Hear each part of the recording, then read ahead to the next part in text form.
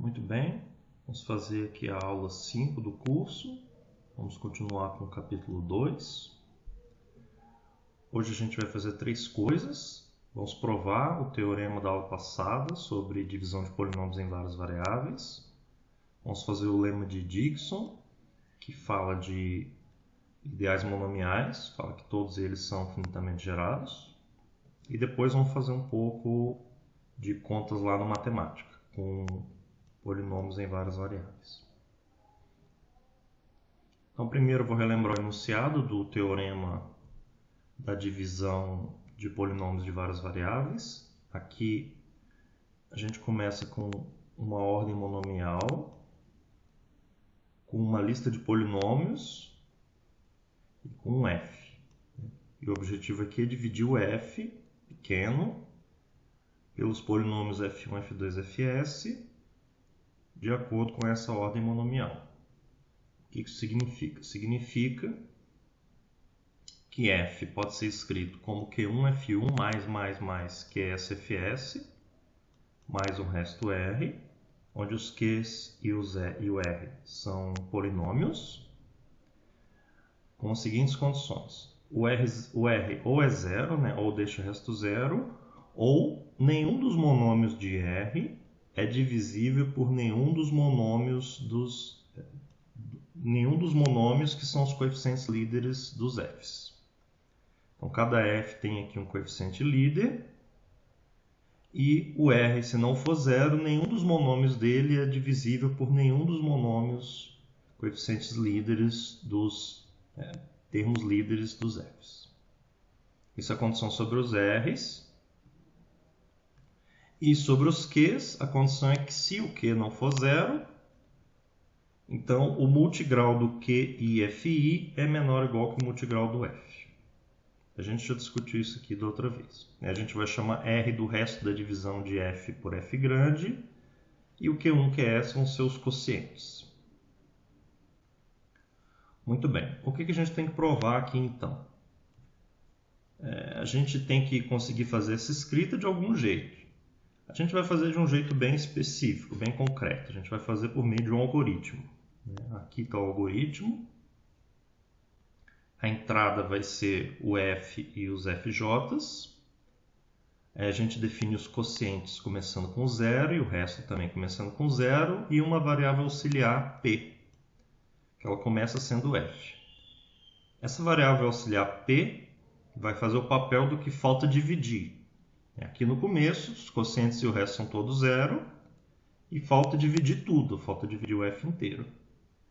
E vai ter um loop principal. Enquanto p não for zero, vai fazer esse loop e quando ele terminar, a gente vai provar que ele vai terminar, o p tem que ser zero. Aí o p vai ser zero aqui e a gente vai entregar os q's e o r, e esses q's e o r vão ser os q's e o r do teorema. Esse é o algoritmo. Então, o que é esse loop principal? O que o algoritmo vai fazer essencialmente? É aqui que é a parte importante, né? O miolo aqui do algoritmo. Cada etapa aqui o p vai diminuir de algum jeito. É esse o objetivo. Ele vai diminuir até chegar em zero. Diminuir aqui, para mim, significa que o multigrau do p diminui. Ou o multigrau do p diminui ou ele fica zero. É isso que significa diminuir para mim. Então, como é que funciona o loop principal? Ele começa com i igual a 0, igual a 1. Aí a gente define essa variável booleana aqui. Houve divisão, que vai ser verdadeiro ou falso. Eu vou começar ela com falso, porque não teve divisão ainda. E agora, enquanto o i for menor ou igual que s é o número aqui de polinômios, e não tiver havido divisão, faça o seguinte. Se o termo líder do fi divide o termo líder do p, então quer dizer que o termo líder do fi divide o termo líder do p. Quer dizer que eu posso tirar alguma coisa do p usando o fi. O que eu vou tirar? Vou tirar o termo líder do p dividido pelo termo líder do fi. Eu vou somar isso no quociente iésimo, e vou subtrair isso vezes fi do p. Essa conta aqui, p menos fi vezes o termo líder do p dividido pelo termo líder do fi, é feito exatamente para que cancele o termo líder do P.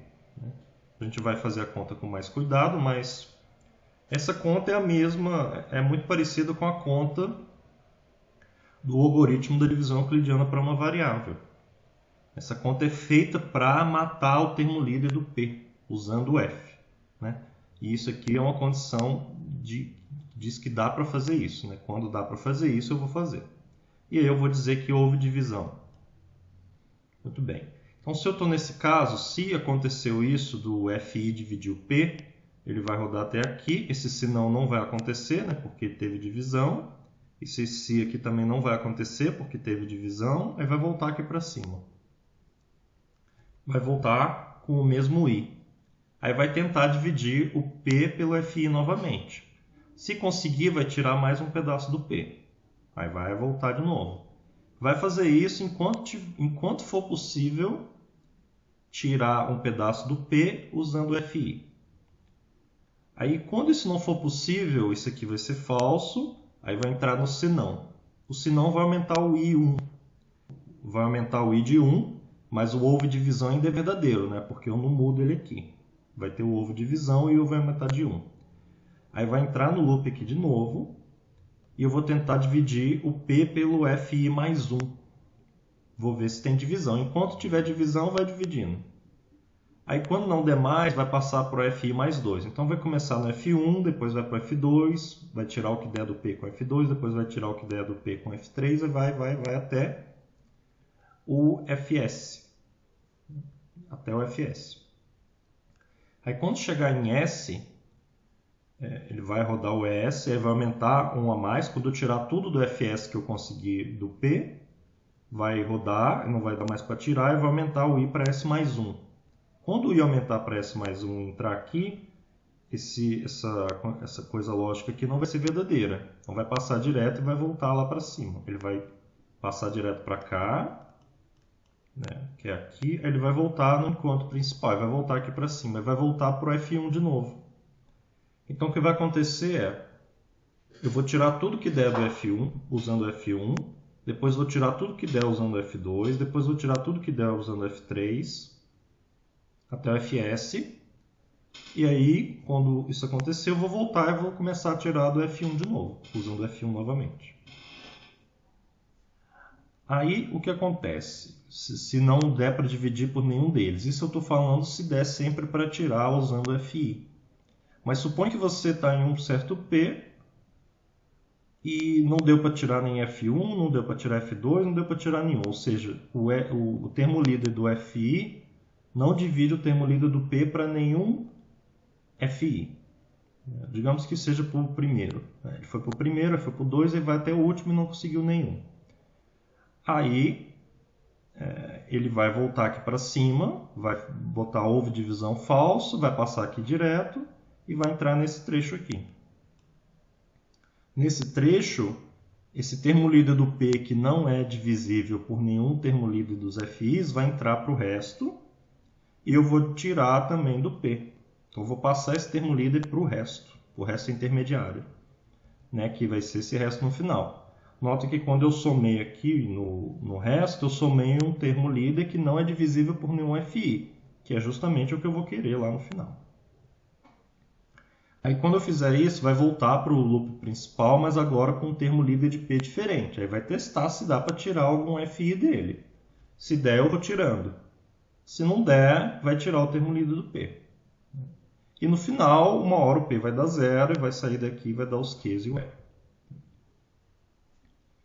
Muito bem, agora mais formalmente, o que a gente tem que provar aqui para o teorema ser verdadeiro? Para o teorema ser verdade, primeiro a gente tem que provar aqui 4 coisas. Um jeito de fazer, Primeiro eu quero mostrar essa igualdade, F igual a Q1 F1 mais QS, Fs mais R. Então o que eu vou mostrar é que o F é igual a Q1 F1 mais QS Fs mais P mais R em cada etapa.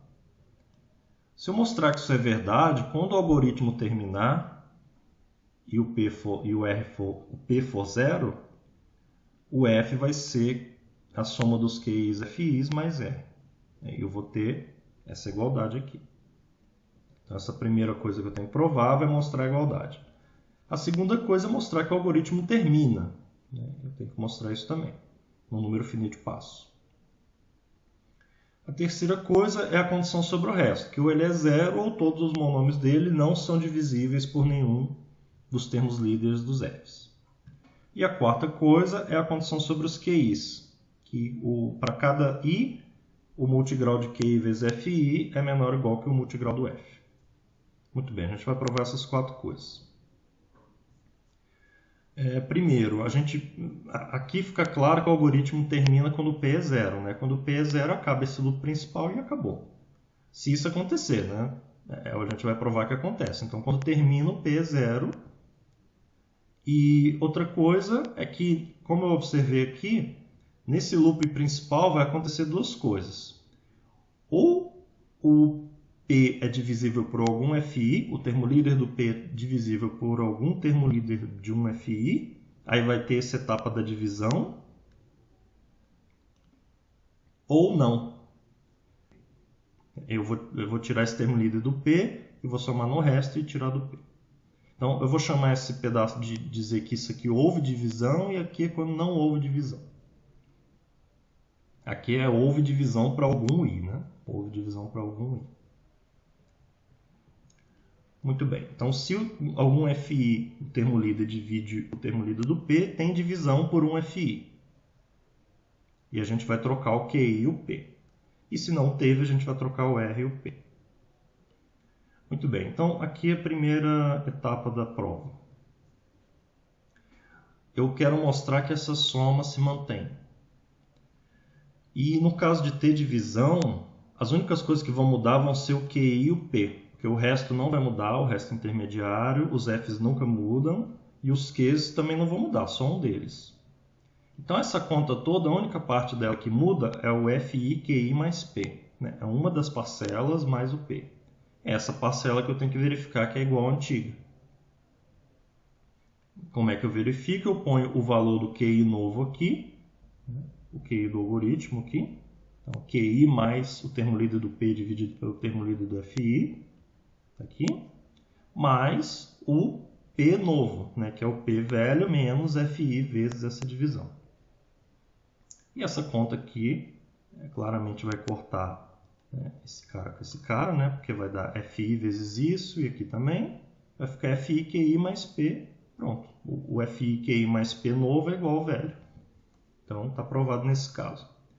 E no caso que não teve divisão, só vai mudar o R e o P.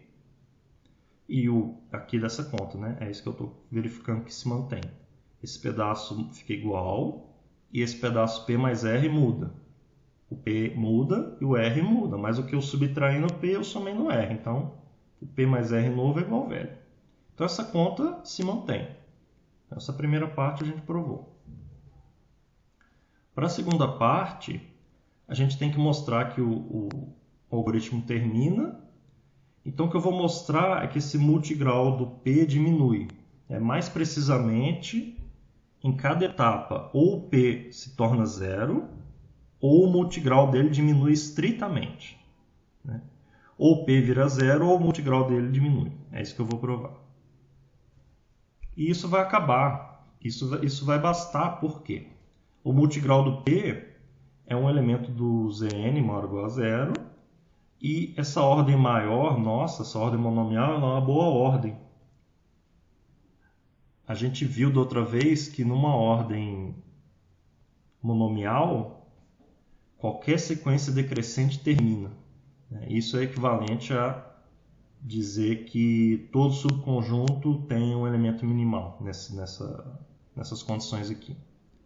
Então, toda sequência decrescente termina. É exatamente o que eu tenho aqui. Se eu mostrei que ele diminui, é uma sequência decrescente. E a gente sabe que ela tem que terminar. Muito bem. Eu vou de novo separar nos casos em que tem divisão e no que não tem divisão. No caso que tem divisão, o P é modificado para esse outro P aqui. P menos FI vezes o termo líder de P menos o termo líder de FI. Eu tenho que mostrar que esse P' ou vira zero ou o multigrau dele é menor do que o multigrau de antes. Muito bem, então o multigrau desse P', eu vou olhar olhando para o multigrau desses dois. Mas o multigrau desse cara da direita é igual ao multigrau de P. Mais que isso, o termo líder desse cara da direita é igual ao termo líder de P, porque eu montei ele para ser assim. Fazendo a conta aqui de maneira mais concreta, o termo líder desse produto é o produto dos termos líderes. Porque o termo líder de um produto de polinômios é o produto dos termos líderes. E esse negócio entre parênteses é um monômio. O termo líder de um monômio é ele mesmo. Pronto, dá o termo líder de P. Então, o termo líder dessa conta aqui é o termo líder de P. Então, quando eu pego um polinômio e subtraio o termo líder dele, o multigrau diminui estritamente. O multigrau diminui estritamente. Porque aqui eu tirei só um monômio. Desculpa, essa conta inteira não vai dar um monômio, né? Mas o termo líder dessa conta é o mesmo termo líder daqui. Todas as outras parcelas que tem aqui têm multigrau menor do que a líder. Então, o termo líder novo tem multigrau menor do que o termo líder velho. Muito bem. E no caso de ter havido divisão é mais simples ainda, porque é direto aqui que eu tirei do P o seu termo líder. Nem tirei nada diferente, tirei exatamente o termo líder, então ou ele fica zero ou o multigrau novo é menor do que o antigo. Muito bem. Outra condição lá do teorema é que ou o resto é zero ou os seus monômios, nenhum deles é divisível pelos monômios termos líderes do F1Fs. E isso aqui a gente basta ver aqui no algoritmo, né? Que o R só muda aqui no caso que não tem divisão. E no caso que não tem divisão é quando o termo líder de P não é divisível por nenhum termo líder de Fi. A gente já observou aqui em cima. E é exatamente esse termo líder de P que eu somo no R. Então é claro que o resto tem essa propriedade. E ele começa em zero, né? E tudo que eu adiciono tem essa propriedade, então todos os monômios têm essa propriedade. Esse aqui segue diretamente do entendimento ali do loop principal. A última coisa é que se o QIFI não é zero, então o multigrau do F é maior ou igual que o multigrau desses produtos. Se algum quociente for zero, não tenho o que provar, né? Porque aqui vai ser zero. E caso contrário, o que vai acontecer? Eu vou olhar para os monômios de QI, para olhar esse multigrau. Esses monômios eles são acrescentados de um em um, né? Vamos ver aqui como é que é a conta do quociente. O quociente eu vou obter adicionando monômios, né? Esse termo líder de P dividido pelo termo líder de F é um monômio. Então eu vou acrescentar os monômios em QI de um em um. E nota que esse Fi é fixo, né? Ele é fixo do início. O Fi é fixo do início. Então aqui o que vai mudar é o P. O P vai mudando ao longo do algoritmo. E o multigrau dele diminui, como a gente já notou. Então esses monômios que eu vou adicionando aqui, o multigrau deles vai diminuindo ao longo do algoritmo. Então, se eu quero observar alguma coisa sobre o multigrau de QI, eu só preciso observar sobre o primeiro multigrau, né? O multigrau da primeira vez que eu somo. Porque as outras vezes que eu somo são todos com multigrau menor. Estritamente menor. Então, essa aqui é a observação. Eu só preciso fazer da primeira vez, né? O primeiro monômio que eu acrescento no QI. Então, eu vou fazer a conta com o primeiro monômio, eu chamei de P também. Então, qual é o multigrau desse monômio aqui? Do Q vezes Fi. O primeiro Q que eu adiciono é esse aqui, o termo líder de P dividido pelo termo líder de Fi. E esse multigrau é o multigrau do termo líder de P. Porque a gente já fez essa conta. O termo líder desse negócio aqui é o termo líder de P. E ele é menor ou igual que o termo líder de F, porque o P começa igual a F. E os valores novos de P, todos eles têm multigrau menor ou igual que o de F. Então, daí segue essa desigualdade aqui.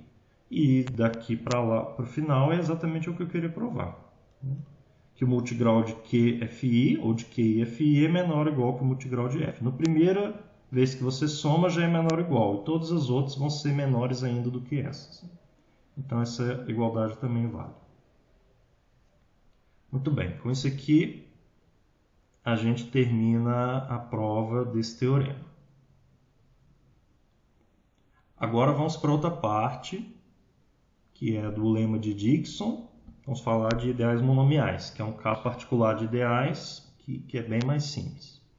O objetivo aqui é provar que eles são finitamente gerados. É um caso particular do teorema da base de Hilbert, que a gente vai ver da outra vez. Um ideal é dito monomial quando ele é gerado por monômios. Então é bem simples. Você tem um ideal, alguns geradores, se forem todos monômios, a gente diz que é um ideal monomial. Aqui o A não precisa ser finito, né? O A é um conjunto de expoentes. É exatamente esse o ponto. A princípio, o ideal tem uma base aqui que é infinita. Aí um exemplo de um ideal que não é monomial é esse gerado por x mais y no anel de polinômios em duas variáveis. Fica de exercício para vocês verificarem os detalhes porque que esse ideal não é monomial. Ele não deixa de ser monomial só porque eu exibi ele como gerado por caras que não são monômios. Aqui embaixo eu tenho um outro exemplo em que eu exibi um ideal como gerado por dois caras que não são monômios. Esse segundo não é um monômio. E ele é monomial, porque eu posso somar, subtrair x2 aqui e pegar novos geradores, x e y2, e ajeitar os sinais, e ele vai ser gerado por x e y. X e y2. Então esse ideal é monomial. Mas este aqui não. Esse j você pode fazer a conta que você quiser, que é impossível você obter ele como gerado por um único monômio ou vários monômios. Ele poderia ser gerado por vários monômios, mas ele não é. Fica aí de exercício para vocês verificarem. Por outro lado, esse outro aqui é gerado por três monômios em duas variáveis x e y. x4, y2, x3, y4 e x2, y5. E aqui você também consegue verificar que não dá para jogar nenhuma delas fora. Tem que pensar um pouco, mas você verifica que você não pode tirar nenhuma delas. Esses ideais monomiais, eles estão em correspondência com os subconjuntos do Zn maior ou igual a zero, pela própria definição deles. Porque não é só a própria definição, a definição dá um lado. Porque um ideal monomial ele vem de um subconjunto do Zn maior ou igual a zero. Mas no final da aula vai ficar claro que é uma correspondência bionívoca. Não é bem bionívoca, tem alguma... Você tem que ajeitar aqui o A, botar algumas propriedades, mas ele tem uma relação entre os subconjuntos do Zn maior ou igual a zero e os ideais monomiais. Então tem essa correspondência pelo menos para um lado. E você pode fazer um desenho para visualizar bem esses ideais. Por exemplo, aqui o ideal gerado por x2 e y2, eu vou pensar aqui nos pontos igual a gente já fez antes, Esse ponto aqui é o 2, 2. E eu vou pensar que os outros monômios todos que podem ser obtidos a partir desse, que estão aqui no ideal, vou pintar aqui o pedaço do plano que tem esses monômios. Por exemplo, esse aqui é o x3, y2, ele está nesse ideal. Esse aqui é o x4, y2, também está.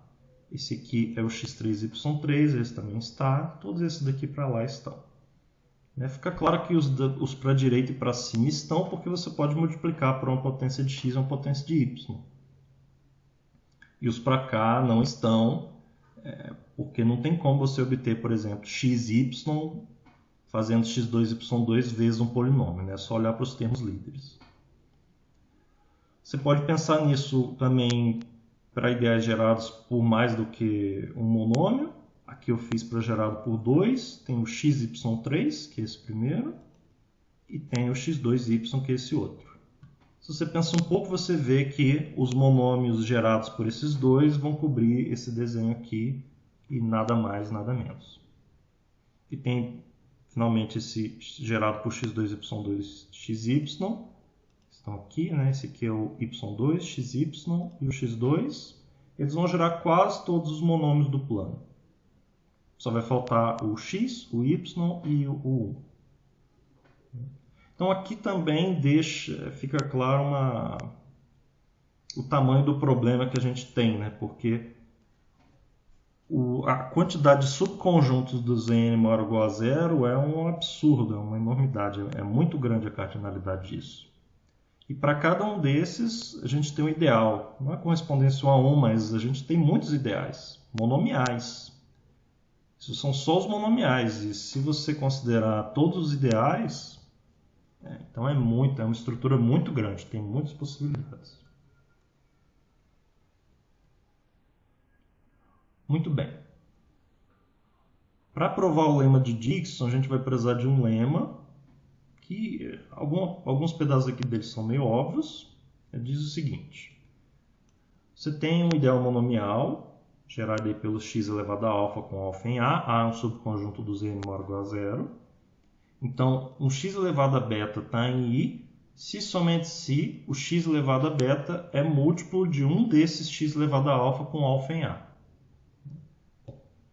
E se você pega um polinômio f, escrito dessa forma, ele vai estar no ideal se somente se cada um dos seus monômios, cada um dos seus termos estiver no ideal, se somente se ele é uma combinação linear de monômios do ideal. E, se você pensa um pouco, como consequência do lema 1, você tem que dois ideais monomiais são iguais se somente se tem os mesmos monômios. Aqui tem umas partes óbvias no lema 1, né, como eu disse. Primeiro, se o f é combinação linear de monômios em I, é claro que vale essa de cima, e vice-versa. Por outro lado, se vale a 2, é claro que vale 1, né? Porque f vai ser soma de caras de I é um ideal. E o que mais? A2 e 3 são equivalentes e a 2 claramente implica 1. Falta mostrar que a 1 implica 2, que é o que a gente vai fazer ali embaixo. E falta esse primeiro pedaço aqui também, que diz que se um x elevado a beta está em I, então x elevado a beta é divisível por x elevado a alfa para algum alfa desse conjunto A. Muito bem. Então aqui a primeira parte é simples, né? Porque se o x beta é divisível por esse, quer dizer que o x beta é x elevado a alfa vezes um outro monômio. X elevado a alfa está em I, então o x elevado a beta também está. Então esse lado é claro, né? Se o x elevado a beta é divisível por x elevado a alfa, então o x elevado a beta está em I. Isso é óbvio. O outro lado que não é óbvio. Né? Para o outro lado, a gente pega um cara de I, x elevado a beta, e a gente vai mostrar que ele é divisível por algum x elevado a alfa. Como ele está em I, ele é uma combinação do x elevado a alfa, não uma combinação linear, né? É uma combinação com polinômios aqui. É uma soma de hi vezes x elevado a alfa i, com alfa i no A. É uma combinação finita, né? O conjunto A pode ser infinito, mas essa combinação aqui tem que ser finita. Então, eu vou escrever essa conta. Cada hi eu vou escrever como um polinômio. E o que acontece? Esse lado da esquerda tem um monômio só o x elevado a beta. E aqui tem uma soma maluca, cheia de índices. Então, esses caras vão todos cortar. Vai sobrar só alguns. Só aqueles no qual o beta ij mais alfa i dá beta. Só esses que podem sobrar. Então, em particular, tem algum beta i0 j0 que somado com alfa i0 dá o beta. Em particular, o x elevado a beta é um x elevado a beta i0 j0 vezes um x elevado a alfa 0. Que é o que a gente queria provar. Que se x elevado a beta está no ideal, ele é múltiplo de algum dos geradores. Múltiplo de algum dos geradores. Isso vale para ideais monomiais, isso não é verdade para ideais em geral. Muito bem. E aí, para provar aqui que o 1 implica 2 da outra parte, é parecido. Né? Eu pego um f no i, então tem um f no ideal, ele vai ser combinação lá dos geradores. E a mesma conta ali de cima, né? Vai ser uma soma maluca. Agora aqui vai cortar um monte de coisa e os únicos expoentes que vão ficar são os expoentes alfa com alfa em B, da escrita do f, que é uma igualdade polinomial, o resto todo tem que dar zero.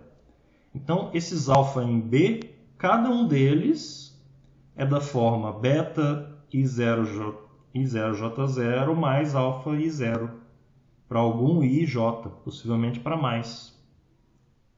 Mas, em particular, para cada alfa em B, tem índices I e J no qual isso acontece. Ou seja, eu mostrei que todo monômio de F é múltiplo de um dos monômios da base do I. Isso prova aqui o lema que a gente precisava.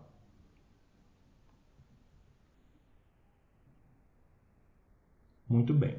Com isso, a gente vai conseguir já fazer a prova aqui do lema de Dickson, que diz que todo ideal monomial é finitamente gerado. Aqui é mais ainda um pouco. Diz que se você tem um ideal monomial gerado pelas potências com expoentes em A, então você pode pegar um subconjunto finito de A para fazer os geradores do I.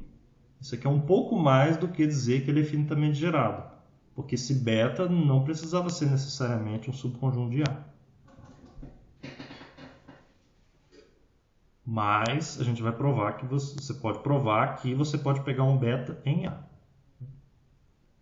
Você pode pensar isso aqui em analogia com a álgebra linear, do seguinte modo: você pega um espaço vetorial que tem uma base, ou melhor, um conjunto de geradores, possivelmente infinito. Então você consegue arrumar um subconjunto finito deles, que é um gerador. Isso se você tiver um espaço vetorial de dimensão finita, né?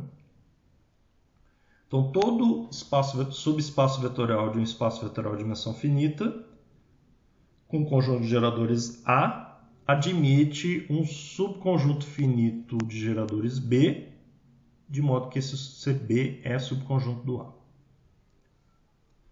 Muito bem, então vamos provar isso aqui. Vamos provar assim. Vamos provar por indução no número de variáveis. O primeiro caso é simples, fica aí os detalhes para vocês, mas se o I é gerado por x elevado a n1, x elevado a n2, x elevado a nk, etc., uma infinidade, né? Basta você pegar o menor desses expoentes. O menor dos x elevado a k vai gerar todos os outros, claramente. Então, para uma variável, isso aqui é claro. Não tem problema. Agora vamos fazer o passo indutivo. Vamos supor que vale para n menos uma variáveis e vamos provar que vale para n. E eu vou nomear as variáveis assim. Eu vou dar o nome de y para a última e x1, xn menos 1 para as outras. E os monômios eu vou escrever assim: x elevado a alfa, y elevado a m. O alfa é uma lista e o m é um número. Muito bem. Então, o que a gente tem como hipótese é que o I é um ideal monomial. Eu quero achar uma base finita para ele. Muito bem, a gente começa assim. Eu vou definir um ideal em n menos uma variáveis, j, da seguinte maneira.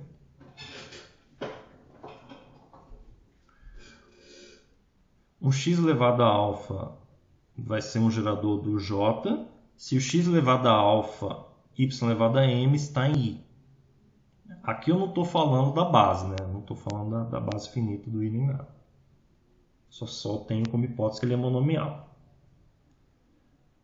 Então, isso aqui você vai definir um conjunto, né? Dos x-alfa com essa propriedade, né? Isso aqui eu posso fazer isso aqui para definir. E eu vou fazer o j gerado por eles. Muito bem, então eu tenho um ideal. Eu tenho um ideal em uma variável a menos, né? Uma variável a menos. Então, pela hipótese de indução, esse j é finitamente gerado. Beleza, escrevi uma base para ele.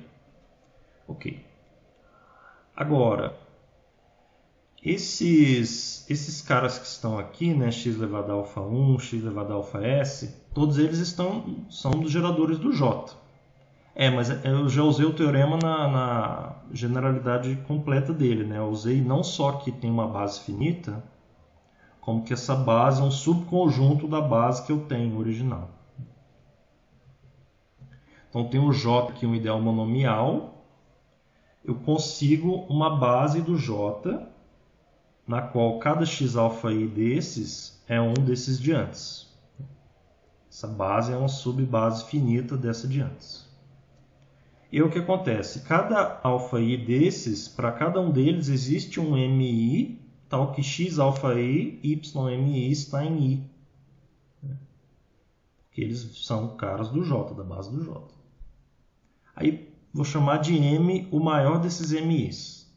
Tem um número finito, eu posso pegar o maior. Ok.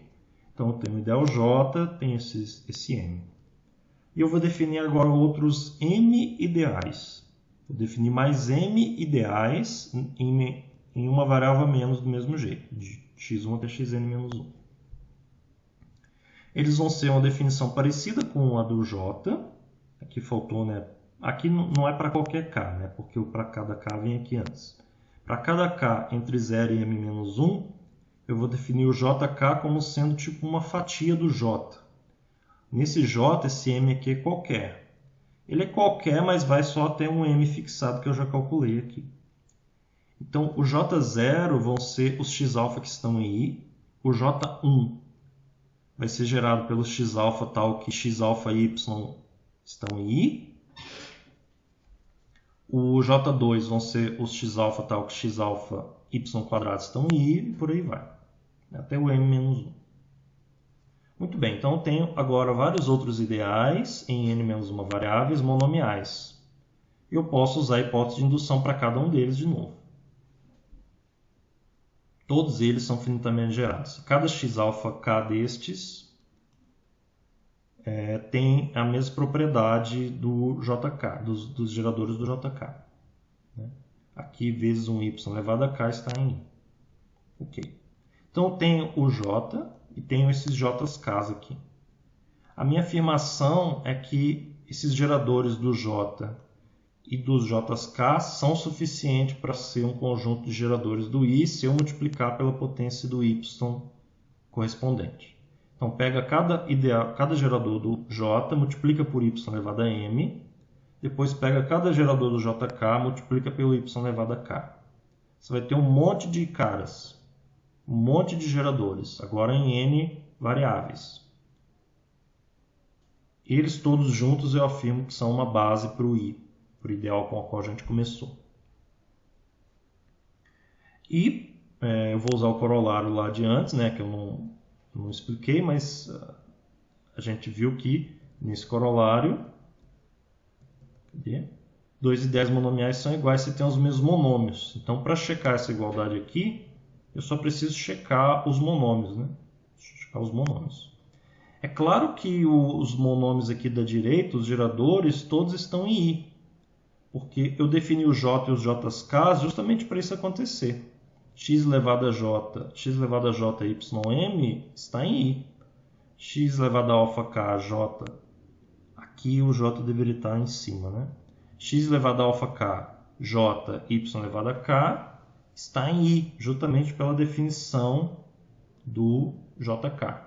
Então é claro que o cara da direita, todos os geradores dele estão no cara da esquerda. Agora eu tenho que mostrar que o I está contido desse outro lado. Para isso, pelo corolário, basta mostrar que qualquer monômio do I está no outro lado. Muito bem, para essa linha aqui, a gente usa o seguinte. Se você pegou um elemento de x elevado a alfa, y elevado a p, e o p é maior ou igual a m, então y elevado a p é divisível por y elevado a m, né, porque o p é maior ou igual a m. E para o alfa, como o x elevado a alfa, y elevado a p está em I, eu volto aqui para a definição do j, então o x elevado a alfa está em j. Agora, como o j tem uma base finita aqui dada pelos alfas, quer dizer que esse x elevado a é múltiplo de algum dos x elevado a alfa j. Então, o alfa é maior ou igual que o alfa i, para algum i. Então, x elevado a alfa, y elevado a p é divisível por x elevado a alfa i, y elevado a m, para algum i. Daí eu mostrei que esse cara, x elevado a alfa e y elevado a p, está no ideal da direita, né? Porque ele é múltiplo de algum desses daqui do início. Agora, se o p é menor ou igual a m menos 1, o argumento é parecido. Esse y elevado a p está aqui, né? Y elevado a p, y elevado a p é a mesma coisa. E o x elevado a alfa e y elevado a p estando em i, eu vou aqui no j, k. Né? Esse p agora é um desses k's. Então, quer dizer que o x elevado a alfa está em jk. Portanto, x elevado a alfa é múltiplo de algum desses x elevado a alfa k, j. Que é o que está aqui. Então, esse cara é múltiplo de algum desses outros daqui. Né? Então, todos os monômios de i são múltiplos ou desses primeiros ou desses outros. E com isso a gente mostrou que o i está contido desse lado e, de fato, o i, então, tem uma base finita. Aquele ideal com o qual a gente começou tem uma base finita. Fica aí de exercício para vocês mostrar que, uma vez que você tenha isso, você consegue provar que essa base você consegue tomar contida no A, na verdade. Tem uma segunda parte aqui para mostrar. Com isso, dá para provar um corolário e uma proposição. Esse corolário serve para facilitar a obtenção de ordens monomiais, porque lá na definição de ordem monomial era uma relação de ordem que era total, compatível com a soma e que era uma boa ordem. Aqui está dizendo que se você tiver uma relação de ordem total compatível com a soma, então ela é uma boa ordem se somente se todo cara é maior ou igual a zero. Aqui é o zero o vetor, né? Todo cara é maior ou igual a zero. Isso facilita muito, porque testar que uma ordem é uma boa ordem é testar que qualquer subconjunto do Zn tem elemento minimal. E isso é muito difícil, né? É inviável. Computacionalmente não tem como você fazer, são infinitos elementos. Já testar que ela é maior ou igual a zero é fácil, na maioria das vezes da própria definição fica claro que ela é maior ou igual a zero. Então isso aqui facilita para lidar com as ordens monomiais. E a gente consegue provar também uma proposição que diz que a base, todo ideal monomial tem uma base com a propriedade especial de que nenhum elemento é múltiplo do outro, né? Isso aqui é um pouco óbvio, porque se tiver um que é múltiplo do outro, você simplesmente tira esse que é múltiplo, né? Ele está sobrando na base. Mas o que não é óbvio é que ela é única. Aí tem uma continha para fazer, você supõe que tem duas bases com essa propriedade e mostra que ela é uma só na verdade. Então tem uma única base com essa propriedade, a gente vai chamar ela de base minimal. Então esses ideais monomiais têm uma base especial, que é uma base monomial. É uma base que a gente chama de minimal. Muito bem, isso aqui termina a parte do lema de Dickson. Da próxima vez a gente vai fazer a outra seção, que é o teorema da base de Hilbert. E agora a gente vai lá para o matemática lidar um pouco com os polinômios em várias variáveis. Muito bem, vamos fazer aqui uma parte no matemática. Vamos começar a mexer com polinômios em várias variáveis. Então vou começar definindo um polinômio aqui. Por exemplo, esse aqui, x², y³ z mais y² mais x² mais 4x vezes z mais 5xy a quinta z ao quadrado. Muito bem. Shift Enter. A matemática entendeu aí o polinômio. E ele ordenou as variáveis aí de alguma maneira. Ordenou os monômios aí de alguma maneira. Uma coisa que a gente pode fazer é pedir para o matemática identificar as variáveis do f. Beleza, ele identificou. São x, y e z. Então ele entendeu como um polinômio nessas variáveis. Outra coisa que a gente pode fazer, que a gente vai usar bastante, é usar o comando coefficient rules, regras aí dos coeficientes. Ele vai descrever os coeficientes e os expoentes que aparecem no f. Aqui eu tenho que dar as variáveis. Vou dar as variáveis x, y, z. Ele descreveu. Você pode... Aí o que quer dizer essa lista aqui? Esse coefficient rules vai dar uma lista. Aqui tem quantos elementos nessa lista? Tem 5 elementos. Então o primeiro elemento é esse negócio, 400 seta 1. O outro é esse negócio, 231 seta 1, etc. Cada um desses representa um termo de f. O primeiro corresponde ao primeiro termo de f, né? 4001. Quer dizer que o primeiro termo de f é um monômio com expoente 400 e coeficiente 1. E tem um outro termo aqui, por exemplo, esse do meio. É um termo que tem monômio com expoente 152 e coeficiente 5. Ele corresponde a esse último aqui. 5 vezes x, y quinta, z quadrado. Como você pode ver, a ordem está diferente da ordem listada lá no f, né? Então você não pode confiar aqui na ordem que aparece aqui sem você dar mais ordens para ele, né? Sem você especificar qual é a ordem que você quer. A gente vai ver isso daqui a pouco. Você pode fazer uma coisa um pouco diferente aqui também, que talvez a gente use depois, talvez seja útil, é considerar o f em um subconjunto de variáveis, considerar ele um conjunto diferente de variáveis, se você quiser considerar ele como polinômio yz, por exemplo. Aí ele vai olhar para esse polinômio e vai interpretar o x como um coeficiente. Então esse termo 5,2 quer dizer o termo que tem y à quinta, z quadrado, e o coeficiente é 5x. Então, qual é? É esse aqui. Y à quinta, z quadrado, 5x. Ele vai ter 5 termos. E dependendo do polinômio, vai ter um número diferente de termos se você olhar com um número diferente de variáveis. Muito bem, tem um outro comando com o qual você pode reconstruir o polinômio a partir dos seus coeficientes. Ele chama FromCoefficient Rules. Então aqui, FromCoefficient Rules, eu vou pegar ele do A. A eu defini como sendo aquele Coefficient Rules, eu tenho que pegar também a lista de variáveis. Então, o importante é a lista de variáveis. Isso, pronto. Ele montou de novo o polinômio a partir desses coeficientes. E a lista de variáveis é importante, a ordem, né? Isso aqui está escrito como chaves, né? Então matematicamente a gente lê como conjunto, mas o matemático está lendo isso aqui como uma lista ordenada.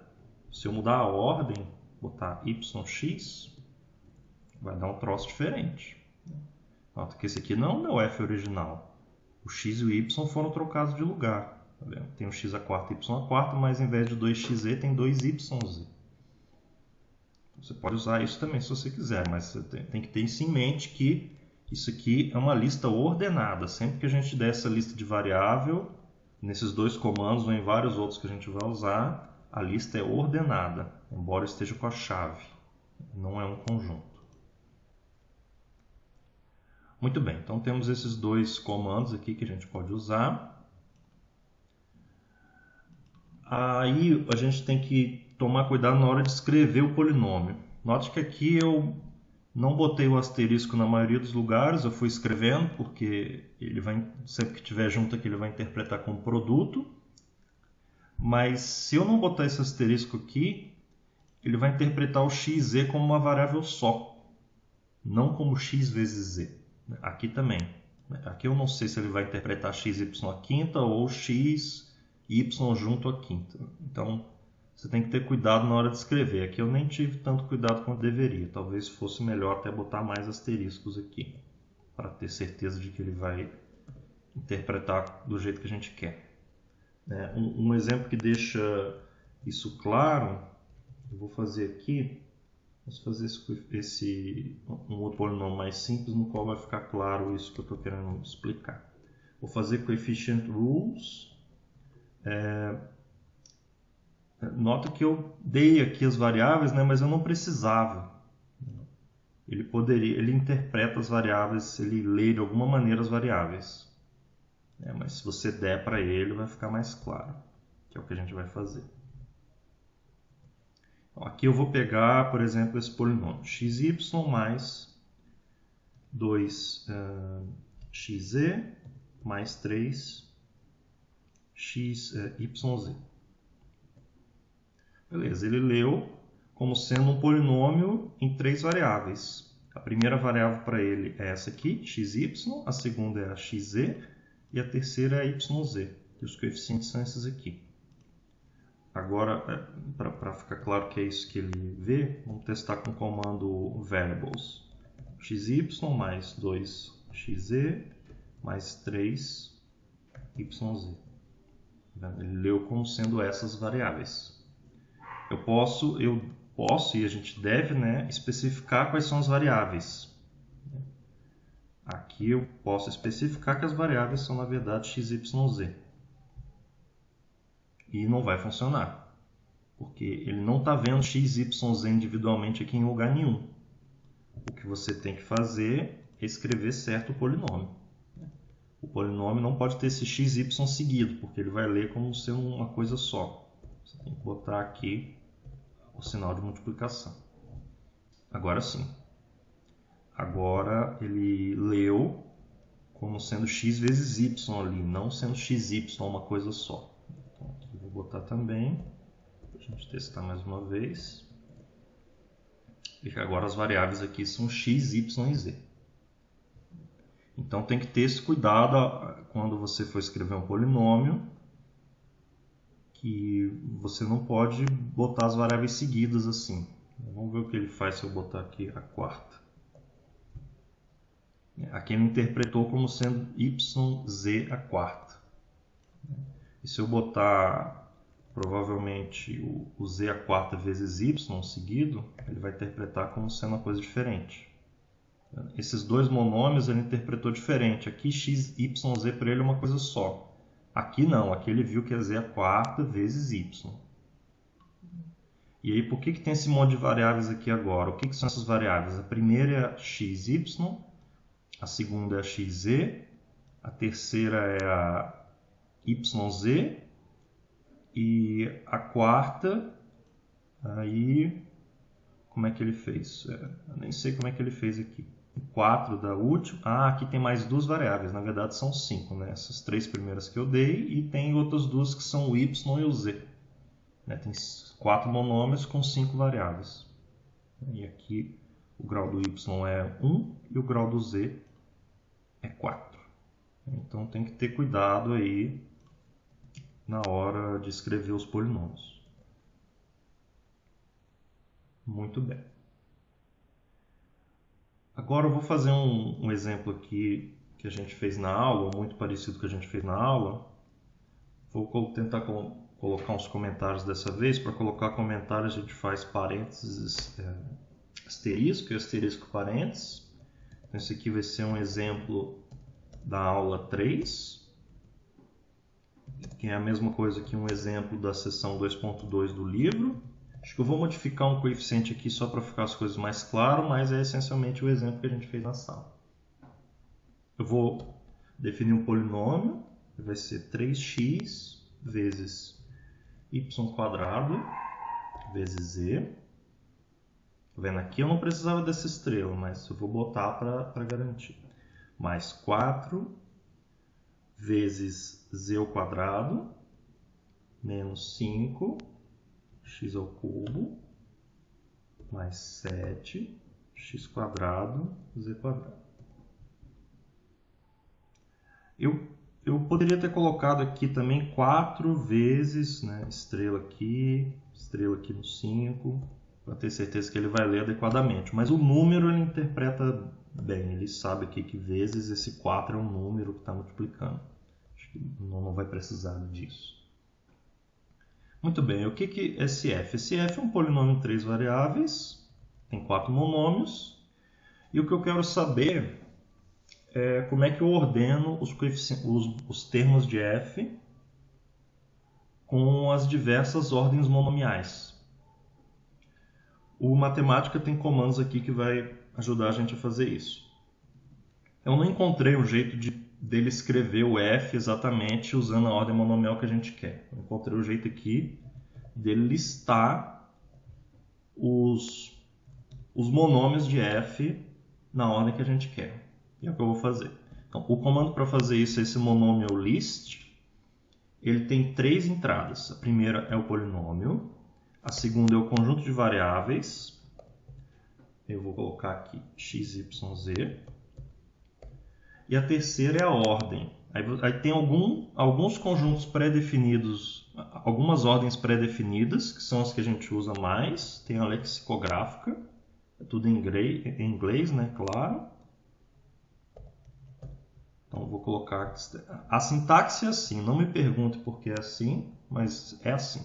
Entre aspas, e aqui o nome da ordem, especificamente as ordens que ele tem memorizado. Ele tem a lexicográfica graduada e a lexicográfica graduada inversa, que são as 3 que a gente vai usar mais. E você pode definir também ordens de um certo jeito. A gente vai ver isso depois porque é um pouco complicado. Se a gente não precisar fazer isso, a gente nem vai nisso. É bastante complicado aqui definir novas ordens. Então, dei Shift Enter aqui. Então, ele leu o meu polinômio, né? Vamos ver se ele leu adequadamente. 5x ao cubo, 3xy² está aqui, 4z² e o 7x2z2. Ele leu. Eu pedi para ele listar os monômios, esse comando monômio list, lista os monômios de f nestas variáveis com a ordem lexicográfica. E foi o que ele fez. Aqui o x pesa mais, então o que tem o x com grau maior é o x ao cubo, está aqui. Depois, quem tem grau maior é o x² z², está aqui. Depois o 3xy2z e depois o 4z2 que não tem x. Então, ele fez direitinho o que eu queria. Eu posso também usar a ordem lexicográfica nas mesmas variáveis numa ordem diferente. Aí a gente não precisa definir uma ordem diferente, basta você listar as variáveis aqui numa ordem diferente. Né? É bem simples, fazer isso aqui é bem simples. Então vou fazer essas duas ordens aqui, por exemplo, eu peguei outra permutação, são 6 permutações, né? Eu fiz 2. Vamos ver se ele fez certo aqui o que eu queria que ele fizesse. Nessa segunda linha eu queria que ele listasse os monômios de f, considerando primeiro o grau no y, depois o grau no x, depois o grau no z. Vamos ver se ele fez isso. Quem tem o grau no y maior aqui é essa do 3 aqui. xy2z, ele botou primeiro. Depois ninguém mais tem y, aí eu olho o grau no x. Quem tem o grau maior é o 5x ao cubo, está aqui. Depois o 7x2z2 está aqui. E por último o 4z2. Beleza, então ele fez certo. E a outra também, ele olhou o grau do z primeiro.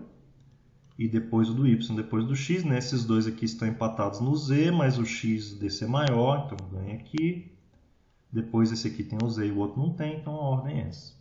Muito bem, então funciona bem a listagem aqui dos monômios na ordem lexicográfica. Ele também tem outras, como eu falei, ele tem a ordem graduada lexicográfica e tem também a ordem graduada lexicográfica inversa. Eu vou colocar na ordem natural das variáveis, aqui você também pode, claro, mudar a ordem das variáveis. A ordem graduada lexicográfica é assim, degree lexicográfica, e a ordem lexicográfica graduada inversa é degree reverse lexicográfica. Muito bem, ele fez. Então, na primeira, aqui na lexicográfica graduada, eu olho o grau desse aqui é 4, desse aqui também, mas esse aqui é maior na lexicográfica. Então, ele fica primeiro, depois o grau 3 e 2. E como a gente discutiu na aula 3, na aula teórica, na verdade é a aula 4, né? Aula 4. Esse cara aqui, o xy2z, tem grau maior do que o grau do x2z2 na ordem graduada lexicográfica inversa. Porque o grau do z aqui é menor. Muito bem. Isso aqui resolve aqui esse exemplo. Vamos para o outro. Vamos ver um jeito de procurar aqui os monômios no F, que talvez a gente use. Então, um jeito de procurar os monômios no F é assim. É um jeito de procurar em listas. Então, tem esse comando memberq, que você põe o polinômio e põe o monômio que você quer. Vou botar aqui, por exemplo, x, y², z. Ele vai procurar se esse monômio faz parte do F. Ele está dizendo que é falso, que não faz parte, mas esse monômio está aqui. Isso é porque ele está procurando o termo, na verdade, não é só um monômio. Então aqui tem que botar o 3. Beleza, agora é verdadeiro, né? Então esse aqui é um termo de F. Esse comando memberq é um comando geral para procurar elementos em listas. E do jeito como o F é guardado como polinômio, você pode usar dessa maneira para procurar se um certo termo é termo do seu polinômio. Muito bem. Essas ordens aqui que eu usei, a ordem graduada, lexicográfica, ordem lexicográfica, etc., a gente pode usar no comando coefficient rules também. A sintaxe é a mesma. Então você põe o F, põe as suas variáveis e depois põe a ordem aqui, lexicográfica. Se você não botar a ordem, ele vai assumir que a ordem que você quer é a lexicográfica. Eu errei a sintaxe aqui de alguma coisa, faltou o T. Coefficient rules. Então ele botou o F na ordem lexicográfica, deu cada um dos monômios. Tá aqui. Esse aqui é o grau 300, coeficiente menos 5, esse aqui, etc. Claramente você pode botar uma ordem diferente, pode mudar a ordem das variáveis. Então, aqui a sintaxe do coefficient rules é igualzinha à sintaxe do monômio list. É o polinômio, a lista de variáveis ordenada e a ordem que você quer usar. E as ordens possíveis deles são as mesmas. A lexicográfica graduada e a lexicográfica graduada inversa. E tem maneiras de botar outras, mas a gente não vai usar por enquanto. Muito bem. Agora, com isso aqui, visando já a divisão de polinômios, eu quero arrumar um jeito de extrair o coeficiente líder da F, extrair o monômio líder, extrair o multigrau, todas essas coisas. Então vamos ver como é que a gente pode fazer isso. Esses comandos coefficient rules e monômio list vão bastar para a gente, porque aqui tem toda a informação que a gente precisa. O primeiro mais simples, acho que aqui para a gente fazer, é pegar o termo líder, né? Porque o monômio list vai listar os termos na ordem especificada. Se eu pego o primeiro, pronto, eu tenho o termo líder. Então, é isso que eu vou fazer para começar. Então, vamos fazer aqui uma função que retorna o termo líder de um polinômio. Então, vamos fazer parecido com o que a gente fez em uma variável, né? Termo líder, leading term. Aí aqui vão ser 3 parâmetros que eu vou usar. Vou usar o F. Aqui vai ser igual a 2 pontos. O primeiro parâmetro é o F. O outro parâmetro vão ser as variáveis. E o terceiro parâmetro vai ser a ordem. Eu quero que a sintaxe desse negócio que eu vou construir seja a mesma sintaxe do coefficient rules, né, que tenha 3 argumentos. Vai ser mais fácil de lidar assim. E eu quero que a ordem seja um argumento opcional, né, que eu não precise dizer sempre. Se eu não disser, eu quero que ele faça com a lexicográfica. A maneira de fazer isso no matemática, de dar um argumento, de pedir um argumento opcional, um jeito de fazer assim. Aqui depois do nome do argumento eu ponho 2 pontos e ponho o valor que eu quero que ele tenha caso ele não seja dado quando eu chamar a variável, quando eu chamar a função. Então, essa parte aqui do script, order, dois pontos lexicographic, entre aspas, esse colchete está dizendo que eu quero a ordem nesse comando que eu vou definir, mas se não me der a ordem, que vai ser o terceiro argumento, eu vou fazer com a ordem lexicográfica. Então, essa é a sintaxe. Muito bem, dado isso é fácil, né? Eu só quero fazer o monomial list do f com essas variáveis que vão ser dadas e com a ordem dada. Pronto, eu vou ter a lista dos monômios e eu pego o primeiro. Simples assim. Eu pego o primeiro e acabou. É isso. Ele deve ter lido. Então vamos ver se funcionou. Eu vou pegar esse polinômio aqui que eu já estou mexendo. Vamos definir ele aqui de novo, para ter certeza que ele está certo. Então vou pegar com f, vou listar as variáveis, x, y, z. Ó, ele deu o coeficiente líder, menos 5x ao cubo. Eu posso fazer com a ordem especificada também, né? Posso fazer com a ordem especificada aqui embaixo. Então aqui eu vou especificar a ordem como lexicográfica, que deve dar o mesmo resultado de cima, que ele fez com a ordem lexicográfica. Beleza. Funcionou. Vamos fazer agora de novo com a ordem lexicográfica graduada e com a ordem lexicográfica graduada inversa. Beleza, ele pegou os coeficientes líderes, os termos líderes aqui direitinho, que é o 7x2z2, que dava lá, e o 3xy2z. Beleza, então isso aqui funciona. Novamente, é claro que eu posso mudar a ordem de variáveis, né? Porque isso aqui é construído com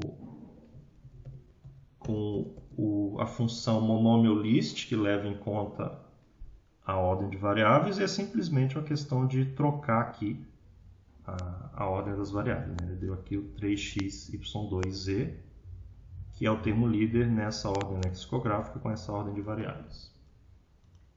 Muito bem, então a gente já tem o primeiro, que é dizer o coeficiente, o termo líder de um polinômio. Aqui tem uma parte de checagem que é importante checar o que vai acontecer se eu puxar o coeficiente líder de um certo polinômio, um polinômio constante. É sempre bom você testar os casos limite, né? Aqui no que a gente está fazendo, um caso limite vai ser quando o polinômio for constante, quando o polinômio for 0, quando o polinômio for 1. Esses casos é que podem dar problema. Então vamos ver o que vai acontecer nesses casos. Então, no caso constante, parece que ele pega o termo líder sem problema, né? 7, 9, beleza. No 1 ele também pega e no 0 ele também pega. Então, aqui não tem problema. No monomial list não tem problema. Então, esse negócio funciona bem mesmo para polinômio nulo. Agora a gente tem o termo líder. A próxima coisa é a gente tentar extrair o multigrau de um polinômio, dado o polinômio, né? Para isso a gente vai usar esse coefficient rules, porque ele já vai dar na forma que a gente quer. Aqui o coefficient rules dá essas listas em que o primeiro cara é o multigrau, que é o que a gente quer. Então vai ser parecido com esse que a gente construiu, só que agora a gente vai construir usando, vamos pedir o multigrau. Aqui eu vou chamar de multidegree. Beleza. E aqui do lado de cá, ao invés de usar o monomial list, eu vou usar coefficient rules. Beleza. Agora o primeiro vai dar o primeiro coefficient rules, né? Mas o primeiro coefficient rules é esse negócio aqui. Tanto o multigrau, seta e o coeficiente líder. Eu não quero isso tudo aqui, eu só quero esse multigrau. Isso aqui, se você pedir para o matemática o primeiro desse negócio, vai funcionar. Vamos fazer um teste aqui em cima. Então, vou chamar de, sei lá, A, esse negócio. Eu vou pegar o primeiro do A. Vou chamar de B. E agora eu vou pegar o primeiro do B. Só para a gente testar aqui nesse caso simples, ver que está funcionando. Vamos ver, parece que aqui é B. Então, o que acontece? Quando eu pego Coefficient Rules, eu pego os graus e os coeficientes do f. Aí, se eu pegar o primeiro nas variáveis e na ordem que eu especifiquei, vai dar o trecho aqui do monômio líder, mas tem dois pedaços, né? Tem o multigrau e o coeficiente. Se eu pego first de novo, eu vou pegar o primeiro pedaço, que é o que eu quero. Então, beleza, isso deve funcionar. Então, eu vou pegar first aqui duas vezes. First de novo. Beleza, deve funcionar. Vamos testar. Vou definir o f de novo. Eu estou definindo o mesmo f mais de uma vez, só para ter certeza que não está misturando com outra coisa. Não precisava. Então, aqui, ao invés disso aqui, eu vou pegar o multidegree. Funcionou. Ele pegou o 300. Novamente, se eu colocar aqui, se eu especificar a ordem, vai funcionar, né? Nesse ponto já não tem mais muita discussão de que vai funcionar ou não esse pedaço, lexicograph. Não é com isso que você tem que se preocupar, porque eu já testei aqui a ordem, né? Testei com o outro, então esse negócio de colocar aqui como opcional, isso aqui não é uma fonte de problema.